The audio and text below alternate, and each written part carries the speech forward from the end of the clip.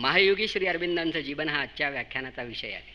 ज्या माणसाला योग म्हणजे काय हे माहीत नव्हतं आणि योगी होण्याची इच्छा असण्याचा थोडाही संभव नव्हता, तो योगायोगानं योगी होतो कसा याचा वृत्तांत ऐकत ऐकत आपण तसे होऊ का असा विचार आपल्या मनाशी आपण करायचा.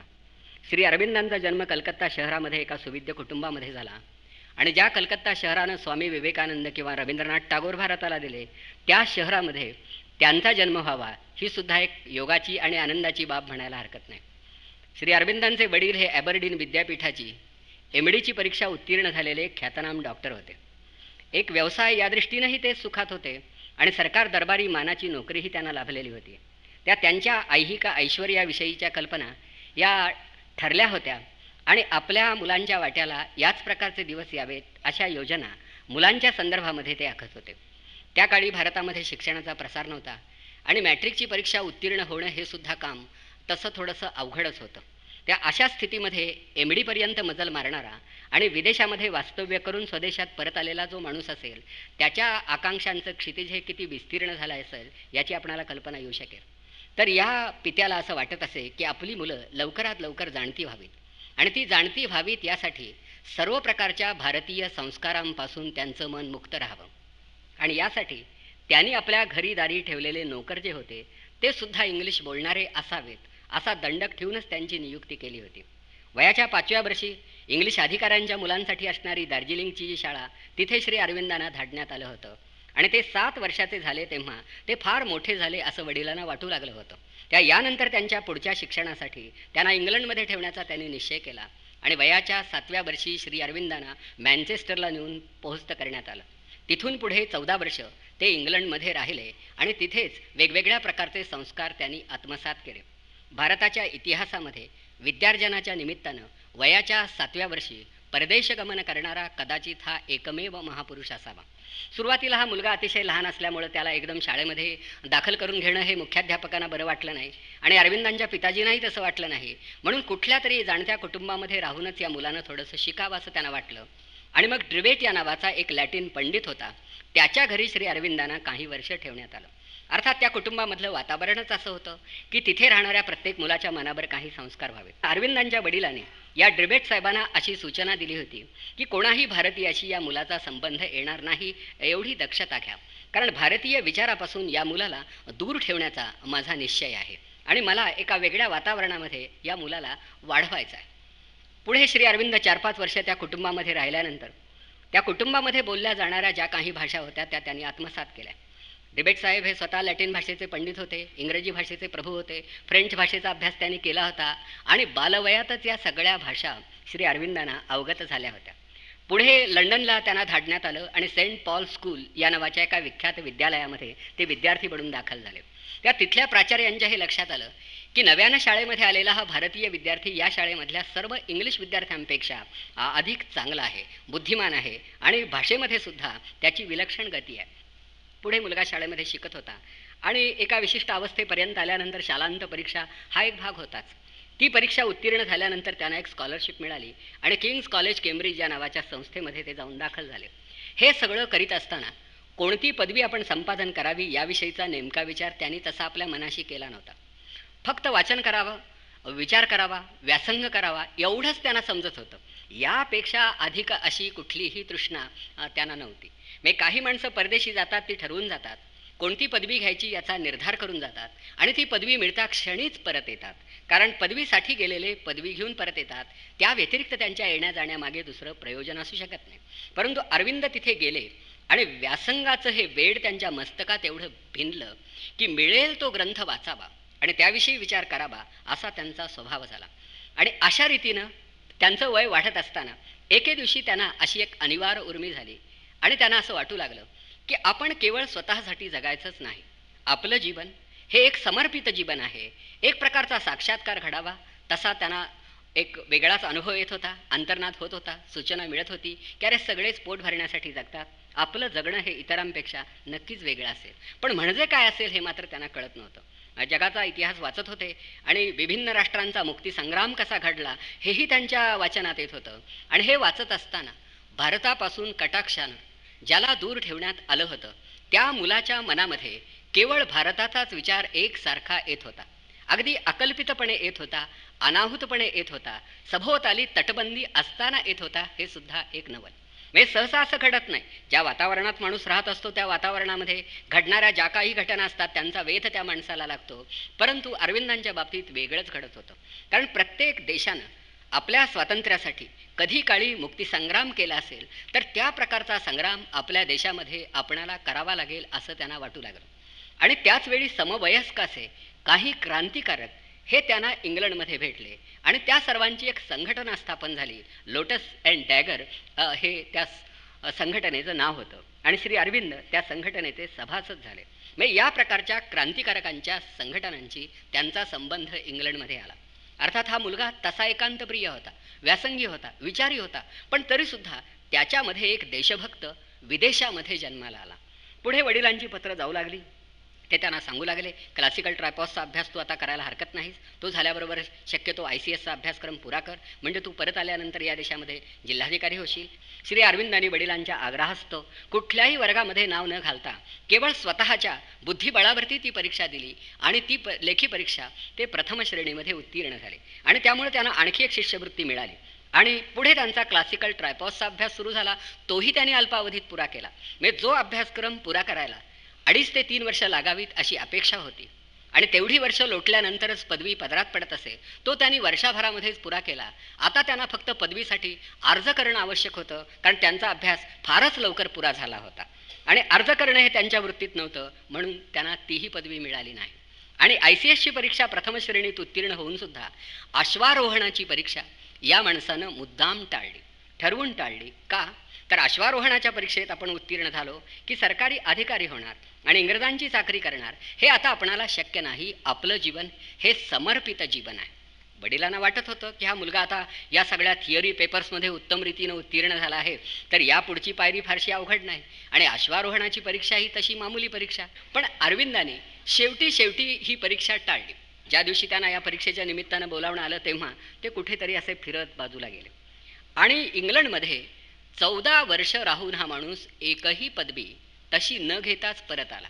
म्हणजे तुकोबांनी छत्रपतींनी धाडलेला नजराणा नाकारल्याचं आम्हाला माहीत होतं, परंतु ICSचा नजराणा हा समोर दिसत असताना जागृत झालेला देशभक्त जाणीवपूर्वक तो नाकारत होता आणि मग भारतामध्ये जायला ते निघाले. जाण्यापूर्वी अर्थात वडिलांना त्यांनी पत्रांनी कळवलं होतं, मी अमुक एका बोटीनं येतो आहे आणि मलाही आपणाला पाहण्याची उत्सुकता आहे. आपला मुलगा आता लवकरच येणार आहे, अधिकारी होणार आहे, हे स्वप्न वडील पाहत होते. आणि आल्यानंतर या मुलानं काय करावं, त्याची नियुक्ती कुठे व्हावी, यासाठी काही वरिष्ठ अधिकाऱ्यांशी त्यांनी संपर्कही साधला होता. पण प्रत्यक्षामध्ये हा मुलगा या वाटेनं जाणारच नव्हता, हे काही त्यांच्या ध्यानी आलं नाही. तथापि मुलाची प्रतीक्षा ते करत होते आणि विशेषतः आपल्या निकटवर्ती नातेवाईकांना ते सांगत होते की आता माझा मुलगा येणार आहे, मुंबईला तो उतरणार आहे, त्याला आणण्यासाठी मी कलकत्त्याहून मुंबईला जाणार आहे. श्री अरविंद बोटीमध्ये बसले, जायला निघाले. दरम्यानच्या काळामध्ये असं घडलं म्हणतात की अरविंद ज्या बोटीनं आता जाणार होते ती बोट एकाएकी त्यांनी सोडली, बदलली आणि दुसऱ्या बोटीने जायचा निर्धार केला. दरम्यानच्या काळामध्ये एक समुद्रावरती वादळ झालं आणि जी संकल्पित बोट होती ती त्या वादळाच्या तडाख्यात सापडली आणि बुडाली. त्या बोटीनं जाणाऱ्या उतारूंच्या यादीमध्ये अरविंदांचं नाव होतं आणि उतारूंचे पत्ते त्या यादीला जोडूनच होते. त्या प्रत्येक उतारूच्या घरी तार करण्यात आली की बोट बुडाली, त्यामध्ये आपले कोणी नातेवाईक होते, त्याप्रमाणे ही तार अरविंदांच्या घरी जाऊन धडकली. वडिलांच्या पाहण्यात आली, बोट बुडाली, अरविंद गेला असा त्यांनी तर्क केला आणि हा वृद्ध तिथेच जागीच कोलमडून पडला, तो पुन्हा उठला नाही. म्हणजे ज्या माणसाला आपला मुलगा जिल्हाधिकारी झाल्याचं पाहायचं होतं ते त्याच्या नशिबीच नव्हतं, पण साधं दर्शनसुद्धा नशिबी नव्हतं. श्री अरविंद शेवटी भारतापर्यंत येऊन पोहोचले आणि अपोलो बंदरामध्ये उतरले. तिथे अनपेक्षितपणे त्यांना असा एक वेगळा अनुभव आला की असमंत व्यापणारी एक शांती इथे आपल्या मनाची प्रसन्नता शतगुणित करीत आहे आणि एक वेगळ्या प्रकारचा आनंद की ज्याची परिमाणं आपल्याजवळ नाहीत तो आपणाला प्राप्त होतो आहे. त्या आनंदानं श्री अरविंदांनी या भूमीमध्ये असा संचार करायला प्रारंभ केला. कितीतरी दिवस तो आनंद टिकून होता. पुढे काय हा एक प्रश्न होता. शिकलो आपण, राहिलो परदेशात, आलो स्वदेशात, काहीतरी काम करावं लागणार, करायचं कोणतं, तर या देशाच्या मुक्तीसंग्रामाला गती द्यायची, हेच खरं आपलं जीवित कार्य आहे. पण तरीही निर्वाहासाठी काहीतरी करता आलं पाहिजे, कुठेतरी पाऊल टेकवता आलं पाहिजे, यासाठी नोकरीचा शोध घेतला पाहिजे असं त्यांना वाटत होतं आणि त्यांना नियतीनं एक निमंत्रण धाडलंही होतं. बडोद्याचे प्रजावत्सल अधिपती ते प्रगमनशील राजे सयाजीराव महाराज हे चांगल्या योग्यतेच्या भारतीय युवकांच्या शोधार्थ असत. डॉक्टर आंबेडकरांचा शोध एका अर्थानं त्यांनीच लावला आणि श्री अरविंदांना सुद्धा मान्यता प्रथम त्यांनीच मिळवून दिली. तेव्हा सयाजी महाराजांनी अशी अपेक्षा व्यक्त केली होती की अरविंदांनी स्वदेशात आल्यानंतर आमच्या दरबारामध्ये प्रशासनाची सूत्रं आपल्या हाती घ्यावीत. आमच्या संस्थानाला या प्रकारच्या प्रशासकाची, बुद्धिमान युवकाची आणि विशेषतः ICS ऑफिसरची गरज आहे आणि तो राष्ट्रनिष्ठ असावा असं मला वाटतं. या सगळ्या अटी अरविंदांच्या बाबतीत पुऱ्या होत होत्या म्हणून त्यांनी बडोदा दरबारची ही नोकरी पत्करली. 1893 साली ते बडोद्यामध्ये येऊन विसावले. अर्थात तिथून पुढे जवळजवळ 1905-06 सालपर्यंत त्यांचा बडोद्याशी संबंध राहिला. महाराजांची भाषणं लिहून देण्याचं अत्यंत महत्त्वपूर्ण कार्य काही काळ श्री अरविंदांनी केलं आणि अरविंदांचं भाषा प्रभुत्व महाराजांना जाणवू लागलं. एके दिवशी ते म्हणाले की ही भाषणं माझी नाहीत, असा लोकांना संशय यावा इतकी चांगली भाषणं लिहित जाऊ नका. मी साधारणपणे जी माझी म्हणून शोभतील अशीच भाषणं तुम्ही मला लिहून द्या. म्हणजे सयाजीराव महाराजांच्या अंगीसुद्धा एवढा विनय होता की उगाच नसता आभास कशाला निर्माण करायचा. आणि एके दिवशी त्यांनी श्री अरविंदांनी लिहून दिलेलं भाषण इतकं सुंदर होतं की ते स्वतः महाराजच म्हणाले की it is too fine to be mine. हे ठेवून द्या, त्यापेक्षा मी न बोलता परत येतो. म्हणून पुढे पुढे महाराजांच्याही लक्षात आलं की अरविंद हे तसे स्कॉलर आहेत. उगीच मुलकी खात्यामध्ये अधिकारी म्हणून त्यांची नियुक्ती केली तरी त्यांच्या विद्वत्तेचं त्यामुळे चीज होणार नाही. म्हणून फ्रेंच भाषेचे प्राध्यापक म्हणून बडोदा महाविद्यालयात त्यांची नियुक्ती करण्यात आली. पण फ्रेंच शिकवत असतानाच इंग्लिशमधून जेव्हा ते विवरण करीत असत तेव्हा इंग्लिश भाषेवरही त्यांचं प्रभुत्व आहे हे ध्यानी येऊ लागलं आणि मग त्यांनी इंग्लिश शिकवावं असा आग्रह विद्यार्थ्यांनी धरला. पुढे इंग्लिश हा विषयही ते शिकवू लागले आणि मग शेवटी त्याच महाविद्यालयामध्ये ते प्राध्यापक म्हणून स्थिरावले. प्राध्यापक म्हणून श्री अरविंदांच्या जीवनामधली जी 5-6 वर्ष ती फार आनंदाची आणि वेगळ्या अर्थानं अगदी संशोधनाची म्हणूनही गेली असं म्हणायला हरकत नाही. कारण त्या काळामध्ये त्यांनी भारतीय संस्कृती आणि भारतामधल्या प्रधान भाषा यांचा मूलगामी अभ्यास केला. जेव्हा ते बडोद्याला गेले आणि त्यांना पहिला पगार मिळाला तेव्हा त्यांनी पहिलं काम काय करावं तर मुंबईच्या एका बुकसेलरला अगोदरच सांगून ठेवलं होतं की माझं पत्र येता क्षणीच अगदी नवी आणि चांगली पुस्तकं तत्त्वज्ञान, धर्म, संस्कृती या विषयावरची पाठवून द्यायची. तर पेटारेच्या पेटारे भरून येत असत. तेव्हा पुस्तकाच्या किमती कमी होत्या आणि अरविंदांचा पगारही तसा चांगला होता. तेव्हा पेटारे भरून येत असत आणि रात्र ते वाचत असत. पण आश्चर्य असं की तेव्हा श्री अरविंद ज्या घरकुलामध्ये राहत होते त्या खासेराव जाधवांच्या वास्तूमध्ये विजेचे दिवे नव्हते. अरविंदांना कंदिलाच्या प्रकाशामध्ये वाचन करावं लागत असे. तर एकदा एक मनोरंजक प्रकार घडला तो असा की त्यांनी एक पेटारा मागवला होता. त्यातली बहुतेक पुस्तकं वाचून झाली होती. ते राहत होते त्या घरामध्ये, ते एकटेच होते आणि एक आचारी होता. लग्न झालेलं नव्हतं त्यामुळे भोजनाची व्यवस्था घरीच केलेली होती. तो आचारी ताट मांडून ठेवत असे आणि अरविंद एखादं पुस्तक घेऊन वाचत असत आणि वाचत वाचत जेवत असत. बऱ्याच वेळा वाचनच होत असे आणि जेवण राहतच असे. पण तरी तो आचारी मोठ्या अपेक्षेनं पाहत असे की आपण केलेल्या पदार्थांचं कौतुक हा माणूस करील आणि अधूनमधून ते कौतुक करीतच असत न खाता.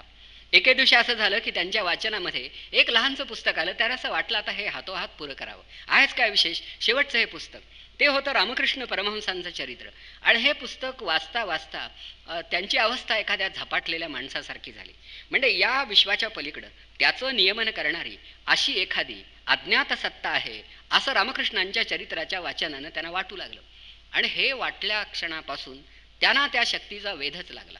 त्यांना असं वाटू लागलं की समर्पित जीवन जगणारच आहोत आपण, पण हे जीवन त्या शक्तीच्या पायी जर समर्पित केलं तर काय हरकत आहे. पण हे समर्पण करण्यापूर्वी तिच्या अस्तित्वाचं नेमकं आकलन व्हायला नको का. मग हा शोध घ्यायचा कसा.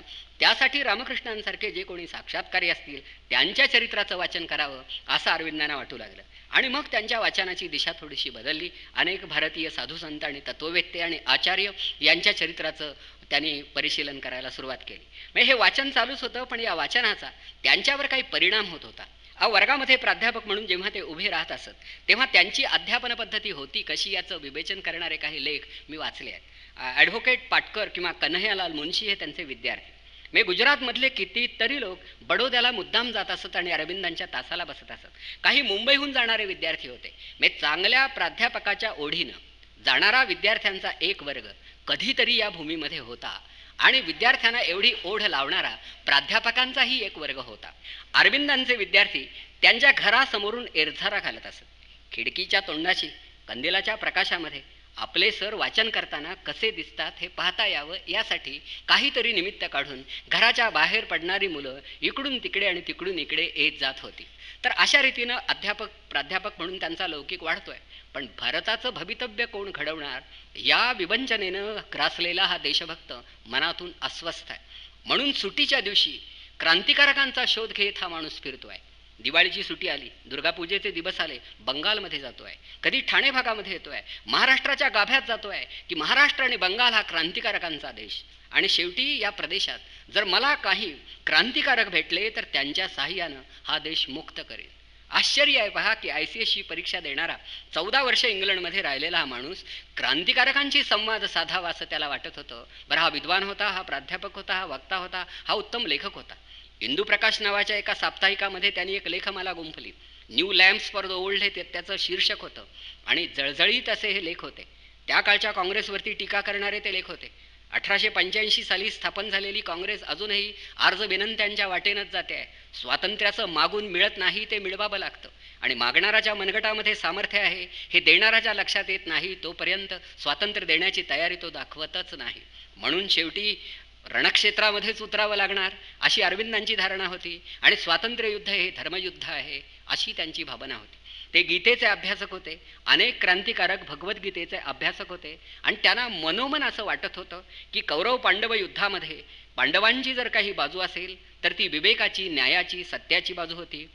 तर श्री अरविंदांनी काही एक वेगळ्या प्रकारचाच पैजेचा विडा उचलावा तसा निश्चय केला होता, प्रतिज्ञा केली होती आणि क्रांतिकारकांशी संपर्क साधत होते.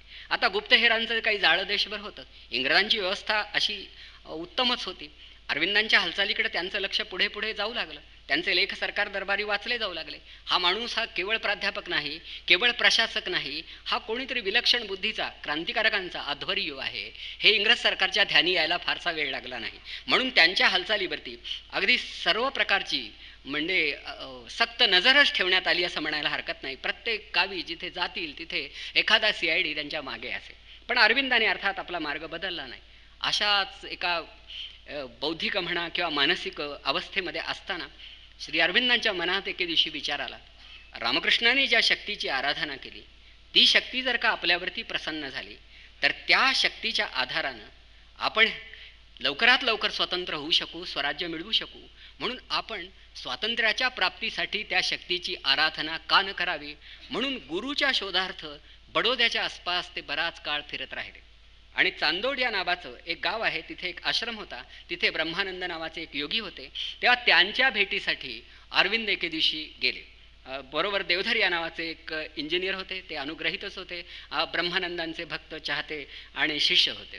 ते अरविंदांना घेऊन गेले. ते या स्वामींचं वैशिष्ट्य असं की अन्य स्वामींप्रमाणेच एकदा आसनस्थ झाले आणि डोळे मिटून घेतले की लाभाशिवाय डोळे उघडले जात नसत. ते साधारण येणाऱ्याकडे कधी पाहत नसत, येणारे त्यांच्याकडे पाहत असत. पण अरविंद जवळ गेल्यानंतर मात्र त्यांनी डोळे विस्फारून टक लावून त्यांच्याकडे पाहिलं. अर्थात ब्रह्मानंदांनी त्यांना काही सांगितलं नाही, अरविंदांनी त्यांना काही विचारलं नाही. पण त्यानंतर त्यांच्या जीवनात अशा काही घटना घडू लागल्या की ज्यामुळं योग या शास्त्राचा अभ्यास करण्याची बुद्धी त्यांना व्हावी. एके दिवशी सायंकाळी त्यांची ती एक आवडती घोडागाडी होती, बग्गी जिला आपण म्हणतो, तिच्यामध्ये बसून ते बाहेर फिरायला जात असत.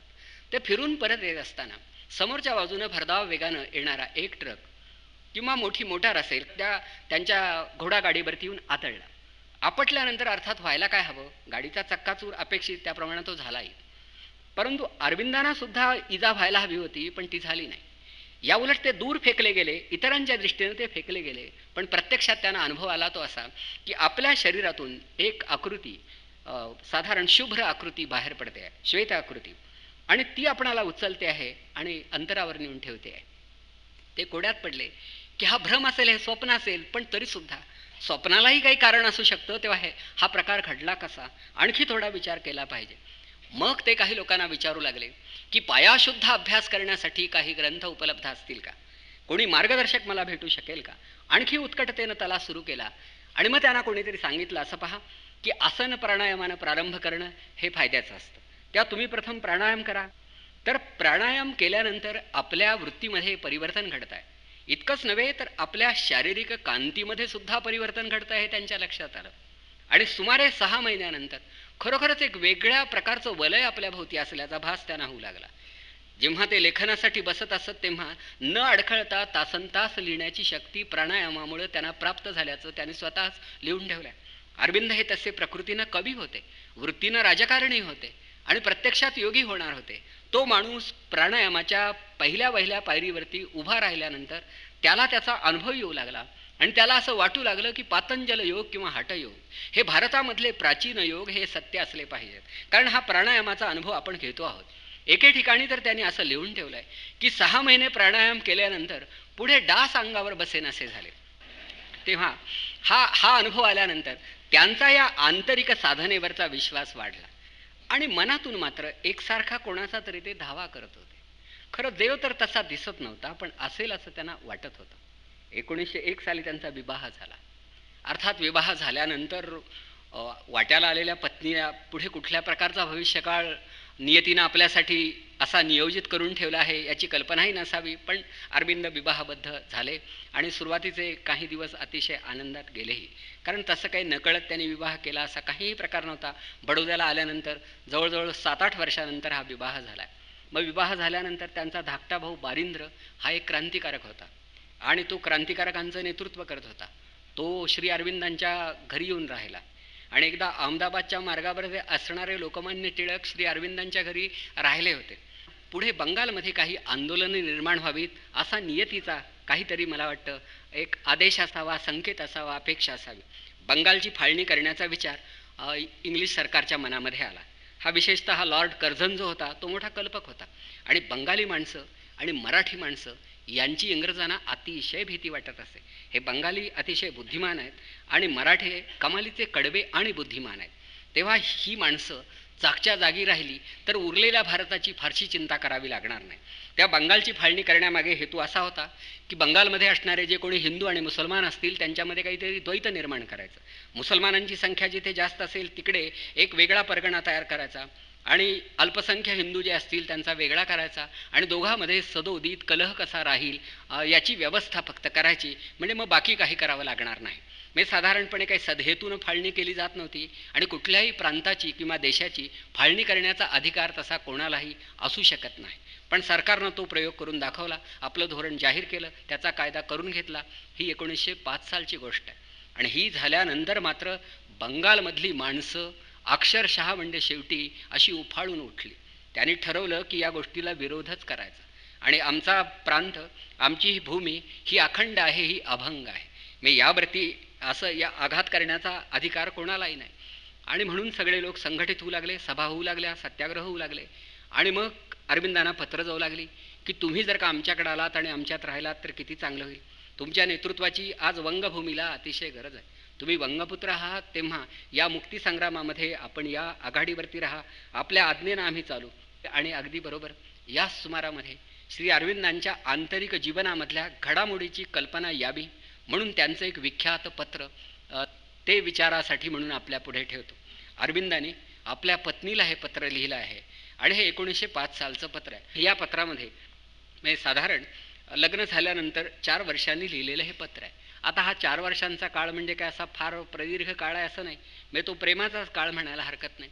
तर अरविंद गंभीरपणे आपल्या पत्नीला लिहित आहेत की तू एका वेड्याशी विवाहबद्ध झाल्याचं तुझ्या लक्षात आलं असेल, पण हे बघ, वाईट वाटून घेऊ नकोस. विवाहबद्ध झाल्यानंतर जे अतूट नातं निर्माण होतं ते जन्मोजन्मी टिकतं असं सांगण्यात येतं. आता माझ्या मनातल्या काही गोष्टी मी तुला सांगतो. मला काही कल्पनांनी झपाटलेलं आहे की या वेडानीच मला जवळजवळ माझं मन ग्रासलेलं आहे. तर कुठलं वेड? पहिलं वेड असं की माझी बुद्धिमत्ता, माझं शरीर, माझ्या वाट्याला जे जे काही आलं आहे त्यावरती माझी वैयक्तिक सत्ता नाही. देणारा दाता भगवान आहे, त्याच्या कृपेनं हे सारं लाभलं आहे. म्हणून जनहितासाठी, समाज कल्याणासाठी त्याचा विनियोग व्हावा, स्वार्थी बुद्धीनं त्याचं उपयोजन करावं असं मला वाटत नाही. त्यानंतर माझा दुसरा विचार, माझं दुसरं स्वप्न, माझं दुसरं वेड असं आहे की परमेश्वर या नावाची एक शक्ती या जगात निश्चितच आहे. मला अशा निसरत्या पाऊल खुणा दिसल्या आहेत पण सुस्पष्ट साक्षात्कार झाला नाही. त्या इथून पुढे आयुष्यामध्ये परमेश्वराचा मूर्तिमंत, निसंदिग्ध, निर्विवाद असा साक्षात्कार होईपर्यंत थांबायचं नाही, अखंड साधन करायचं. हा माझा दुसरा निश्चय आहे, हे माझं दुसरं वेड आहे. आणि तिसरं माझं वेड असं की ज्या माझ्या मातृभूमीत मी राहतो हा केवळ भौगोलिक प्रदेश नाही तर ती एक देवता आहे. राष्ट्र ही माझी देवता आहे आणि सर्वांनी तिची उपासना केली पाहिजे, ती या भावनेनंच. आणि म्हणून या 3 विचारानं खरोखर माझं मन पूर्णतया व्यापलेलं आहे आणि या विचारांच्या प्रकाशामध्येच इथून पुढे मी पावलं टाकणार आहे. मला राष्ट्र हवं, मला परमेश्वर हवा आणि त्याच वेळी माझं अन्य काही जे चिंतन चालू आहे ते तसं राहणारच आहे. माझं असं आता काहीच नाही. जर काही असेल तर ते ईश्वराचं आहे, या देशाचं आहे. मी राष्ट्राच्या ऋणात आहे, मी परमेश्वराच्या ऋणात आहे, बाकी माझं काही नाही. पण मी माझ्या मनातलं म्हणून तुला हे समजावून देतो. आता या प्रकारचं पत्र जर आपण कधी काळी घरी लिहिण्याचा प्रयत्न केला तर हे वाचलंच जाणार नाही. अरविंदांच्या वृत्तीमध्येच उत्कटता होती. अर्थात पत्नी ही तशी कोमल मनाचीच असणार, तिला कदाचित हळहळ वाटली असेल, काय झालं माहीत नाही. पण श्री अरविंद हे शेवटी बंगालमध्ये जाऊन दाखल झाले.